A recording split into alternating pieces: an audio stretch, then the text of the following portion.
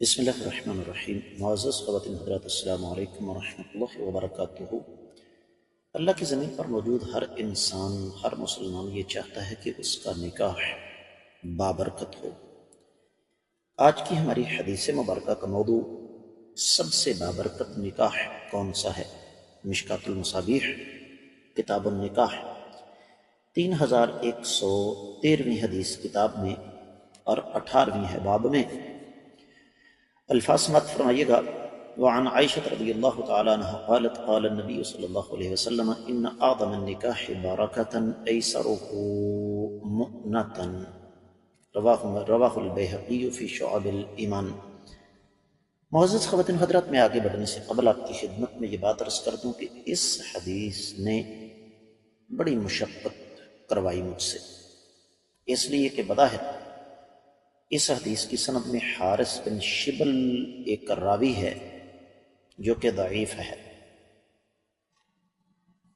یہی وجہ ہے کہ شیخ صدار علی زئی رحمہ اللہ اس کو ضعیف قرار دیتے ہیں، لیکن دوسری طرف امام حاکم اس کو امام مسلم کی شرط پر صحیح کہتے ہیں، دوسری جلد کے 178ویں صفحے پر، اور امام ذہبی ان کی تائید فرماتے ہیں۔ یہی حدیث شعب الایمان کے ساتھ ساتھ سنن الکبری امام بیہقی کی اس میں موجود ہے۔ امام احمد بھی اسے اپنی مسند میں لے کر آئے ہیں۔ امام ابن حبان نے اس کو موارد میں ذکر فرمایا، اور پھر اسی طریقے سے معزز خواتین حضرات، یہ حدیث اور بھی کئی کتابوں میں موجود ہے۔ تو میں نے جب اس حدیث کا جائزہ لینا چاہا تو میرے سامنے کچھ ایسے حقائق آئے جن میں سے کچھ آپ کے سامنے رکھنا ضروری ہے۔ مسند احمد میں 24529ویں حدیث ہے، مصنف ابن ابی شیبہ میں 16384ویں حدیث ہے۔ تو اسی طریقے سے امام اسحاق بن راہویہ نے اپنی مسند میں 946ویں حدیث کے تحت اسے نقل فرمایا۔ امام خطیب البغدادی نے موضح اوہام الجمع والتفریق میں اس کو ذکر فرمایا۔ امام ابو داؤد الطیالسی اپنی مسند میں لے کر آئے، امام قضائی مسند الشہاب میں اس کو لے کر آئے، اور پھر امام حیثمی اس کو مجموع الزوائد میں نقل فرماتے ہیں۔ امام ابن الجنید نے اسے اپنی کتاب سؤالات اس میں اس کو ذکر فرمایا۔ امام عراقی اپنی کتاب المغنی عن حمل الاسفار میں اس کو ذکر فرماتے ہیں۔ جیسے میں نے آپ کی خدمت میں عرض کیا کہ اس حدیث کے لیے مجھے بڑی کھپائی کرنا پڑی۔ آپ دیکھیں کہ ہماری یہ ریکارڈنگ 3 منٹ سے اوپر جا چکی ہے اور میں ابھی تک آپ کو اس کے حوالہ جات بتا رہا ہوں۔ امام سخاوی المقاصد الحسنہ میں اس کو لے کر آئے، اور شیخ البانی رحمہ اللہ اس کو سلسلہ حدیث ضعیفہ میں بھی ذکر فرماتے ہیں، لیکن ارواء الغلیل میں اس کو 1928ویں حدیث کے تحت حسن قرار دیتے ہیں۔ تو سب سے پہلی چیز تو یہ سمجھ لیجئے کہ یہ حدیث کم از کم حسن درجے کی ضرور ہے، اس سے کم نہیں۔ جہاں تک اس کے مفہوم کا تعلق ہے، میں پہلے ترجمہ کر دوں، پھر اگلی بات ہم کریں گے انشاءاللہ۔ سیدہ عائشہ رضی اللہ تعالیٰ عنہ سے روایت ہے، نبی علیہ السلام نے فرمایا وہ نکاح بہت بابرکت ہے جس میں اخراجات کم ہوں۔ تو مفہوم کی بات کی جائے تو اس مفہوم کی احادیث ہمیں بہت ساری کتابوں میں مل جاتی ہیں۔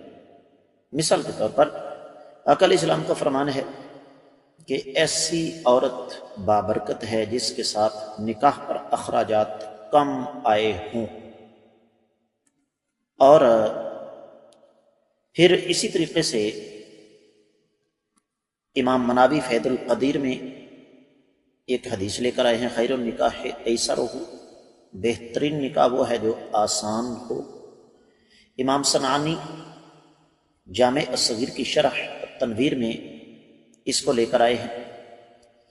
تو بنیادی بات جو یہاں پر سمجھنے والی ہے کہ حدیث انشاءاللہ قابل حجت ہے، اور یہ حدیث ہمیں جو سب سے اہم سبق دیتی ہے وہ یہی ہے کہ سب سے بابرکت نکاح وہی ہے جس میں سادگی زیادہ ہو، اخراجات کم ہو۔ یہ جو ہمارے ہاں ایک سلسلہ ہے معزز خواتین و حضرات، نکاح پر لمبے چوڑے اخراجات کرنا، اور اس کے لیے پھر ہمارے پاس ایک اخلاقی جواز بھی موجود ہے۔ لو جی، اگر شادی پر پیسے خرچ نہیں کرنے تو اور کہاں کرنے ہیں؟ یاد رکھیے، میں صرف ایک مثال آپ کو دوں گا۔ کائنات کے امام صلی اللہ علیہ وآلہ وسلم کا نکاح سیدہ صفیہ رضی اللہ تعالیٰ عنہ کے ساتھ ہوا، اور آپ علیہ السلام کے ولیمے پر انتہائی سادہ سا کھانا تھا۔ ستو زیتون کے تیل کے اندر ان کو تر کیا گیا اور ان میں کھجوریں ملا کر دسترخوان لگا کر صحابہ کو کھلا دیے گئے۔